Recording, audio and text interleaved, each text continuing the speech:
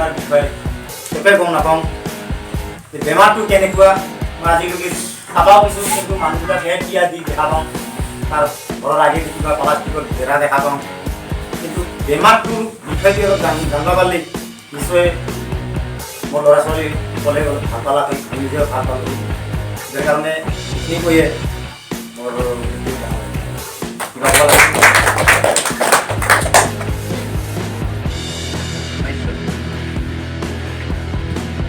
আৰু ইয়াৰ উপস্থিত হ'ব পৰা আমাৰ জ্ঞান সমাজৰ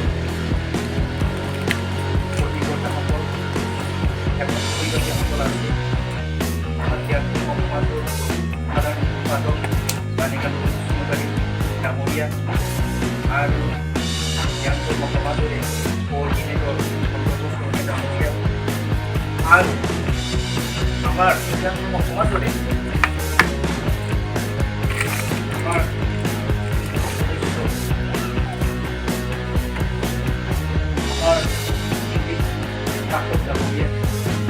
আৰ ইয়াত আমাৰ যথেষ্টখিনি সহায় সহযোগিতাৰে ইয়াৰে আমাক আমি আপোনালোকৰ যোগৰ যি সুযোগ আপোনালোকৰ লগত যে মোকাবিলা কৰাৰ যি সুযোগ আলোচনা কৰাৰ যি সুবিধা সেই সুবিধাটো যিসকলে দেউতা হিচাপে আমাৰ লগত ইয়াতে আছে তেওঁলোকসকলকে শ্ৰদ্ধা সহকাৰে নমস্কাৰ জনাইছোঁ আৰু সমাজৰ ভাইটি ভণ্টি আই বাই ফালৰ পৰা যিসকলে ডাঙৰ সেইসকললৈ নমস্কাৰ আৰু যিসকলে মোৰ বয়সতকৈ সৰু সেইসকললৈ মোৰ ফালৰ পৰা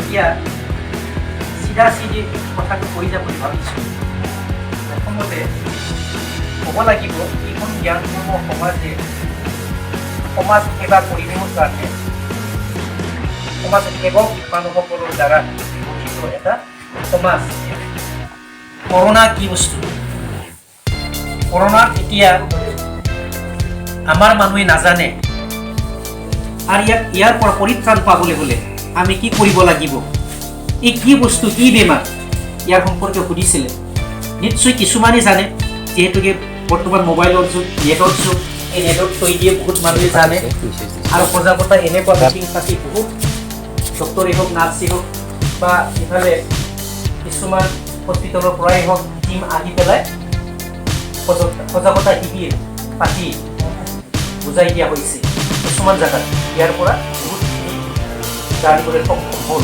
এতিয়া আপোনালোকৰ যিখিনি জেগাত অহা নাই এতিয়া আমি জ্ঞানসমূহ সমাজৰ পৰা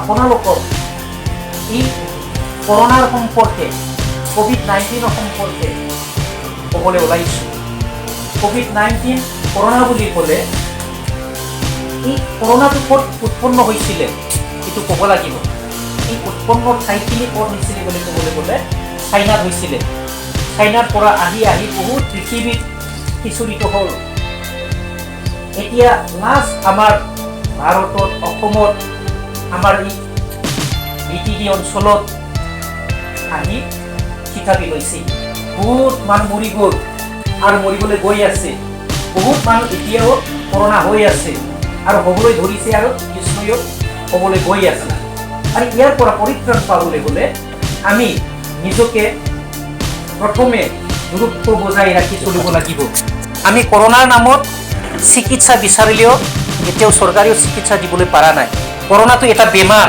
এজন মানুহৰ পৰা এজন মানুহলৈ সিঁচৰিত হয় সংক্ৰমিত হয় ইয়াৰ পৰা ৰক্ষা পাবলৈ হ'লে আমি নিজেই নিজে সজাগ হ'ব লাগিব কেনেকৈ সজাগ হ'ব এতিয়া এনেকৈ সজাগ হ'ব লাগিব আমি চৰকাৰে কি যি নিয়ম নীতি বান্ধি দিছে ডক্টৰে যি কয় আমি এতিয়া NGOৰ পৰা ক'বলৈ ওলাইছোঁ এতিয়া নিজকে দূৰত্ব বজাই ৰাখিব লাগিব এতিয়া যে আমি বহুত ওচৰে ওচৰে বহিছে যে এইবিলাও এতিয়া কি বহিব লাগে 1 মিটাৰ আঁতৰত বহিহে কাম কৰিব লাগিব মিটিং পাতিব লাগিব সমাজুৱা হিচাপত কিবা যদি কাম কৰে মিটিঙো যদি পাতা হয় তেতিয়াহ'লেও কমচে কম 1 মিটাৰ দূৰত্ব বজাই ৰাখি মিটিংটো পাতিব দিয়া হৈছে এতিয়া ইলেকশ্যন মিটিঙো বন্ধ ক'বলৈ গ'লে তথাপিও কৰি আছে আমাৰ মানুহবিলাকে কাৰণ আমাৰ মানুহে কি ভাবি আছে কৰোণা আমাৰ তাতে সদায় হয়, আমাৰ তাতে নাহে, এনেকুৱা ভাৱত আৰু কিছুমান মানুহে অহংকাৰীভাৱে কৰি আছে।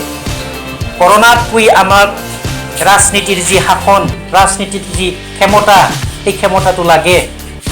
বাদ দিয়ক এই কৰোণাটো, আগৰ আমাক ৰাজনীতিৰ ক্ষমতা লাগে, সেইটোৰ কাৰণে আমি এই ইলেকশ্যনটো পাতাটো আগত কৰাটো উচিত এনেকুৱা ভাবি তেওঁলোকে অহংকাৰী ভাৱ লৈ বিৰাট ডাঙৰ ডাঙৰ মিটিং কৰি আছে। কিন্তু এই ৰাজনীতিকো বাদ দিব নোৱাৰে। কেনেকৈ বাদ দিব নোৱাৰে? ৰাজনীতিভাৱে উন্নতি কৰা হয়, শাসন কৰা হয়, এতিয়া দেশ চলোৱা হয়, ৰাইজক চলোৱা হয়, হয় না নহয়? সেইটোৰ কাৰণে এতিয়া আমি ৰাজনীতিকো বাদ দিব নোৱাৰে। তথাপিও এই কৰোণাৰ সময়ত আমি যে বহুত নিয়ম নীতি বান্ধি দিছে, গাইডলাইন দিছে চৰকাৰৰ পৰা, সেইটো মানি চলাবলৈ মই সকলোকে অনুৰোধ জনাইছোঁ। এতিয়া সেইটো কাৰণে আমি অলপ দূৰত্ব বজাই ৰাখি কিবা কৰিছোঁ, থিয় হৈছোঁ। আপোনালোকে কিন্তু আজিৰ পৰা এনেকুৱা দূৰত্ব বজাই ৰাখি ৰাইজৰ কাম কাজ বা মিটিঙে ক'ৰবাত যদি যায় মিটিঙত, তেতিয়াহ'লে আপোনালোকে দূৰত্ব বজাই ৰাখি মিটিংটো পাতিবলৈ চেষ্টা কৰক, দূৰত্ব বজাই ৰাখিবলৈ চেষ্টা কৰক।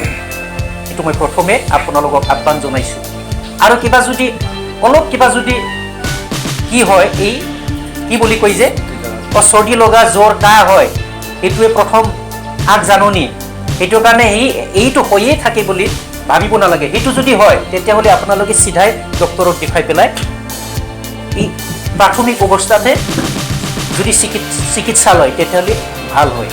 আৰু যদি ইয়াকে যদি নামানি পেলাই যে এই সেইটো সদায় বছৰ হৈয়ে থাকে, মোৰ কাহ চৰ্দি হ'বয়ে, মই এনে ভাল হৈ যাওঁ বুলি যদি ভাবে, তেতিয়াহ'লে সেইটোৱে নিজৰ জীৱনটোক এনে বিপদত পেলাই আনৰ জীৱনকো বিপদত পেলাৱাৰ বাহিৰে একো নহয়। এই সমাজখনকো বিপদত পেলাব পাৰে। ঠিক তেনেকৈ এজন মানুহৰ পৰা যিটোকে আন এজনত যায় বেমাৰটো, সেইটো কাৰণে আমি কি কৰিব লাগে? চৰকাৰে প্ৰথমে মাস্ক পিন্ধিব দিছে। মাস্ক মানি বুজিছে না? সকলোৱে বুজা নাই, কিছুমানে বুজিছে, হয় না? মাস্ক মানি মুখা, এই মুখটো থাকি পেলাই যিকোনো প্ৰকাৰে এই বিহুৱানে হওক, কিবা যদি নিজে হাতেদি তৈয়াৰ কৰি যদি কিবা লোৱাৰ যদি সুবিধা বনাই লৈছে, সেইটোৱেদি মুখটো থাকিব দিছে সেইটোকে। আৰু চৰকাৰে এতিয়া ওলাই দিছে, কোম্পানী ওলাই দিছে মাস্ক, মুখা, এই মুখাটো পিন্ধি বাহিৰত ওলাব দিছে, বজাৰত যাব দিছে, মিটিং কৰিব দিছে।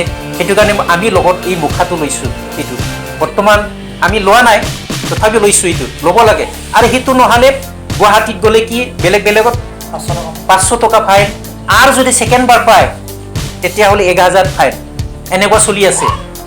ঠিক তেনে আৰু বৰ্তমান সময়ত আমাৰ এই অসমত, এই আমাৰ বিটিআৰ অঞ্চলত কিন্তু নিয়ম নীতিটো ভাল ধৰণে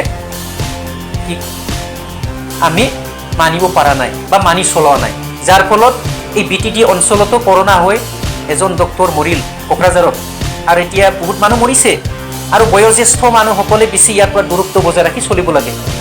এইফালে 55ৰ পৰা 60 যদি পাৰ হৈছে, 65ৰ পৰা, তেতিয়াহ'লে ঘৰতে থাকিব দিছে। তাৰমানে বয়োজ্যেষ্ঠ মানুহ তাত বেছি সংক্ৰমিতটো বেছি হয়, আৰু এই কেঁচুৱা তাতেও হয়। সেইটো কাৰণে তেওঁলোকক বেছি দূৰত্ব বজাই ৰাখি বা আনত ছেফ ছাইডত থৈ, সুৰক্ষা ঠাইত থৈ আমি এই বেমাৰৰ পৰা দূৰত থাকিব লাগে। আৰু ইয়াৰ বাদেও আমি কি খাব লাগে, কি খাব নালাগে, মই এতিয়া ক'বলৈ ওলাইছোঁ। আমি সদায় নোৱাৰিলেও এই চাহপাতৰ গৰম পানী খাব লাগে। সদায় গা ধোৱা পানী বা হাত ধোৱা পানী ঔষধত কিনিব নোৱাৰিলেও এই গৰম পানী দি চাফ চিকুণি দি থাকিব পাৰে। আৰু খাৰ চাবোনটো বেছি ভাল।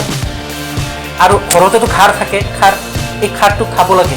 বেছি তেল বস্তুটো খাব দিয়া নাই, আৰু বেছি চৰ্বি থকা বস্তুটো খাব দিয়া নাই, ৰিফাইন খাব দিয়া নাই, ঠিক তেনেকুৱা বহুত খাব দিয়া নাই। সেইটো কাৰণে আমি এতিয়া কি খাব লাগে? বেছি প্ৰত্যেকটা ঔষধেই হওক বা খানাই হওক বা তৰকাৰীয়ে হওক, আঞ্জাই হওক, তাতে চব চি ভিটামিন লগাই খাব দিয়া হৈছে। চি ভিটামিনটো যি টেঙা বস্তু তাতে অলপ নহয় অলপ থাকেই, যেন কাজি, নেবু টেঙা এইবিলাকত থাকে। এনে বহুত এই শাক পাচলিটো থাকে, এইবিলাক বেছি খাব দিছে। এই যেনেবা গাহৰি মাংস বেছি খাব দিয়া নাই, তাৰপিছত যি ব্ৰইলাৰ মাংস সেইটো বেছি খাব দিয়া নাই, মাছ বেছি খাব দিয়া নাই, চালানী মাছটো খাবই বাদ দিয়ক, খাব দিয়া নাই। এই বৰফত যে আনে এইবিলাক খালিতো পাই হয়ে।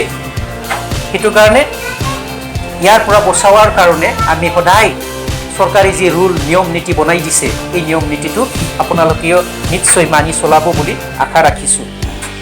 আৰু আমি কি কৰিব লাগিব, সোনকালে ডক্তৰক দেখাব লাগিব। এইটো এটা বিৰাট ডাঙৰ, এনেকুৱা ডাঙৰ মানুহটো সৰু ভাবিব পাৰে। এতিয়া বেলেগ বেমাৰ হ'লেও গুৱাহাটীত নিলেও চিকিৎসা নকৰে, কাৰণ কৰোণাত ভয়ত নকৰে। বহুত ডাক্তৰ মৰিল, পুলিচো মৰিল, ডাঙৰ মানুহ যি মানুহবিলাকে বিৰাট যে ব্যায়াম যে কৰি ফুৰে এই মানুহবিলাকো মৰিল, বিৰাট ভাল ভাল মানুহ মৰিল।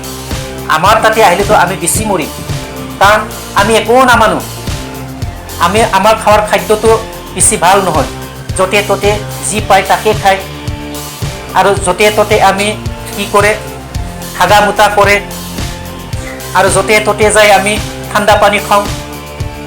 এইবিলাক খালি মানুহে সোনকালে এই কৰোণা যি COVID-19 এই বেমাৰৰ পৰা আমি ৰক্ষা পাবলৈ সক্ষম নহ'ব।